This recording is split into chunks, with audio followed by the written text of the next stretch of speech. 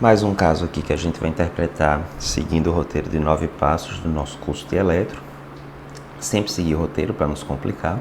A gente tem aqui uma mulher, 63 anos, que chega no consultório referindo quadro de insuficiência cardíaca, né? Tá cansaço aos esforços, ortopneia, um pouco de edema de membros inferiores. Ela é hipertensa, diabética e não relata nada demais na história. E só que uns meses atrás teve um episódio de desconforto, epigástrico, vomitou, né? Terminou não indo no pronto-socorro, ficou por isso mesmo. Então vamos ver aqui. Primeiro passo da gente é a identificação, eu já sei, né? Mulher diabética, falta de ar, insuficiência cardíaca e assim por diante. Ponto 2, padronização. Posso ver aqui, né? Velocidade 25 mm por segundo, ok.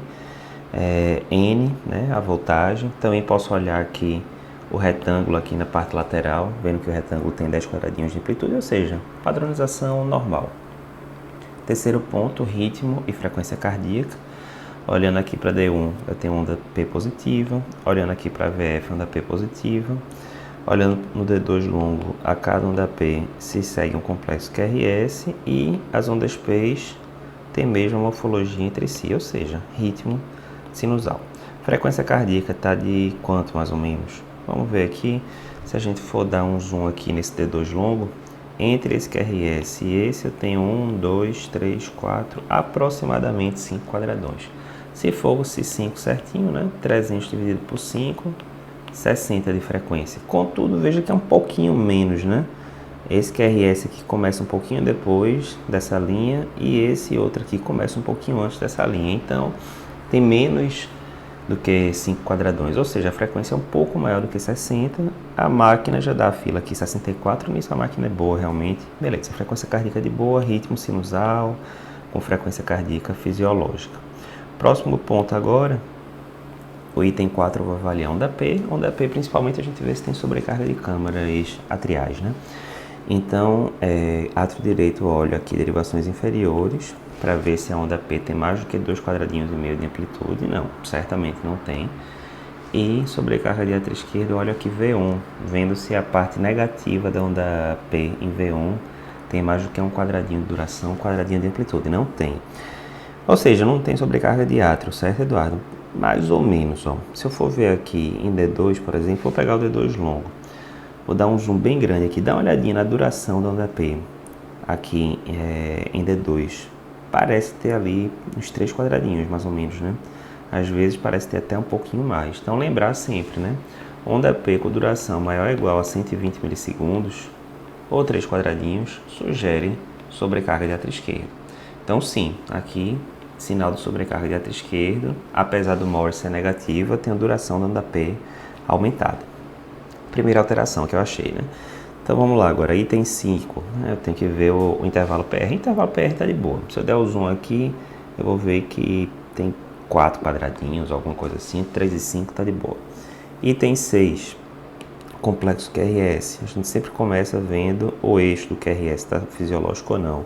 Tem a regra do 1 segundo, né, que a gente fala, olha o QRS em D1 e D2, positivo em D2, positivo em D1, então é fisiológico. Mas fisiológico não dá só, né? Vamos ver o eixo direitinho, onde é que está. Beleza. Onde é que está isodifásico? Aparentemente aqui em D3, né? Lembrando que D3 está aqui em 120 graus, se está isodifásico aí está a 90 graus de D3, né? Então poderia ou estar apontando para cá ou estar apontando para cá. Se tivesse apontando para cá, 120 menos 90, já que é isodifásico, estaria mais ou menos em 30 graus. Será que é isso? Vamos ver quais são as derivações que eu tenho aí perto. Eu tenho D1 e tenho D2. Olho para D1, está positivo. Olho para D2, está positivo. Ou seja, o eixo está em mais 30 realmente. Fisiológico, né? Beleza. O que é que eu posso ver mais ainda em complexo QRS? Uma das coisas que eu posso ver, duração do QRS. Nitidamente a duração que está ali inferior a 3 quadradinhos, não tem bloqueio de ramo. Outra coisa que eu posso ver é a progressão da onda R. Lembra? A onda R ela costuma aparecer pequenininha no V1, depois vai ficando um pouquinho maior no V2, no V3 ou no V4 a onda R fica maior ou igual à onda S e ela atinge a sua voltagem máxima lá para V5, por ali. O que eu vejo aqui é uma coisa completamente anômala, né? De V1 até V4 eu não tenho onda R, né? eu tenho o que a gente chama de complexo QS, puramente negativo, né? Ou onda Q patológica, né? E aí, estranho, né?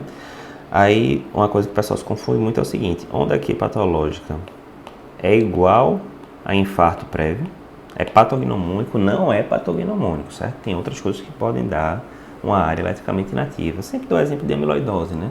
Você tem lá uma deposição do tecido lá proteico anormal que não conduz eletricidade, e se não conduz eletricidade, pode dar uma área eletricamente inativa lá no meio do miocárdio. Mas, óbvio, né, que epidemiologicamente, sempre que eu vi uma onda Q patológica, o mais provável é um infarto. E aí, nesse caso, eu vou pular um pouquinho aqui, eu já volto para o QRS, mas se eu for ver os itens 7 e 8, que são segmento ST e onda T, além da onda Q, eu tenho essa alteração muito proeminente aqui, né? Eu tenho um supra DST com onda T invertida aqui em V2, invertida em V3, bem invertida em V4, V5, V6, AVL, D1, né? Então tem alterações difusas da repolarização ventricular. Uma dica que a gente dá sempre no curso é o seguinte: onda Q invertida simétrica, eu sempre tenho que pensar em coronariopatia, quer seja num paciente agudo, quer seja no paciente crônico. Então, realmente, juntando aqui as peças do quebra-cabeça, eu tenho uma paciente de 60 e poucos anos, com fatores de risco, quase insuficiência cardíaca, que epidemiologicamente coronariopatia é o mais comum, né? Além disso, eu tenho onda Q patológica de V1 a V4, eu tenho um segmento ST elevado aqui, principalmente V2, com ondas T invertidas e simétricas, certamente, a probabilidade pré-teste aqui de ser, aqui já seria um pós-teste, na verdade, que eu já vi o eletro, né? A probabilidade pós-teste aqui de ser uma coronariopatia é muito alta.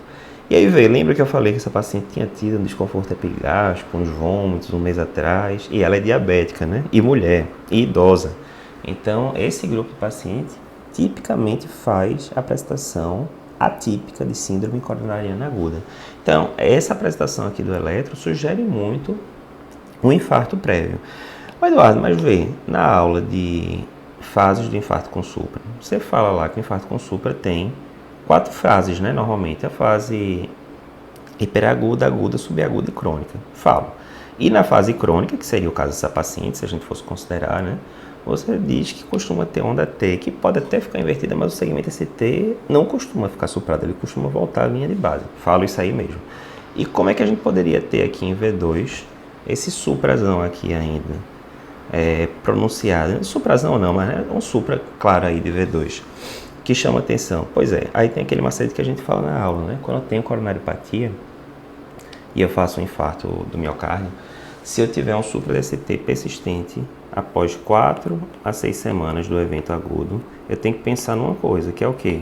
Aneurisma de ventrículo esquerdo, certo? É exatamente isso que essa paciente tinha. A gente mandou ela para o eco, foi eu que fiz o eco dela, e realmente ela tinha discinesia de todo o ápice do ventrículo esquerdo. Lembrando que esse território aqui acometido, né, de V1 a V4, é bem típico de acometimento de descendente anterior. O paciente foi para o cateterismo depois, realmente tinha uma DA fechada proximal, certo? Então, o grande macete desse caso é esse: área inativa de V1 a V4, e principalmente com essa morfologia aqui que a gente mostrou, sugere muito um aneurisma de ventrículo esquerdo por causa do ADA que fechou aí no passado e não foi reperfundida. Só para a gente não passar batido pelo protocolo, né, a gente estava no item 6, que é QRS, né? Então, no QRS, tem mais alguma coisa que eu posso avaliar? Tem, né? Além de duração, progressão de onda R, essa coisa toda, eu posso ver também se tem sinais de sobrecarga de ventrículo esquerdo. Tenho sinais de sobrecarga de ventrículo esquerdo aí? Tenho sim. Por 2 critérios, por exemplo, né? Eu posso usar o Cornell, onde eu vejo a onda R de AVL e a onda S de V3. E aí aqui vendo, ó, eu tenho 1, 2, 3, 4 quadradões, mais um pouquinho aqui, eu tenho cerca de 21 milímetros aqui no V3. E no AVL eu tenho aqui cerca de 5 quadradinhos mais ou menos. Então, somando 21 com 6, eu tenho 26. Lembrar que pelo Cornell, se eu tiver essa soma maior do que 20 milímetros em mulheres, sugere sobrecarga de ventrículo esquerdo. Então, Cornell positivo. Além disso, eu tenho o Pegueiro-Lopresti, que é um índice novo publicado em 2017 no JEC, onde você deve pegar a maior onda S em precordiais mais a onda S em V4. Então, a onda S em V4 aqui tem mais ou menos uns 12 quadradinhos, e a maior onda S precordiais está aqui em V2, né? Que tem 1, 2, 3, 4, 5 quadradões e mais uns quebrados. Vou botar aqui para arredondar uns 28 milímetros, certo? Então 12 com 28, 40. Peguei o Lopresti, se for maior ou igual a 23 em mulher, é positivo. Então também tem sobrecarga de ventrículo esquerdo, é muito comum, né? Esses pacientes, se já não tivesse sobrecarga por causa da hipertensão, etc., quando faz esses infartos maiores, que começa a haver remodelamento, o ventrículo começa a dilatar, é muito comum ter hipertrofia excêntrica, né, do ventrículo esquerdo. E só para terminar, aqui o item 9 seria o intervalo QT. Eu já medi previamente para vocês o intervalo QT e dá cerca de 450, 460 milissegundos. Lembrando que em mulher o normal até 470, né? Então o QT ainda na faixa da normalidade. Então, grande ensinamento desse caso é esse. Pego esse padrão aqui de área inativa de V1 a V4 com supra-DST, persistente, onde eu tenho invertida simétrica, etc. Eu sempre tenho que pensar que o paciente pode ter tido aí um infarto com supra não reperfundido previamente e que evoluiu com aneurisma de ventrículo esquerdo. Outro macetezinho, aneurisma de ventrículo esquerdo, é particularmente comum infarto anterior por acometimento de descendente anterior, certo? É a parede mais acometida por aneurisma. Fica a dica.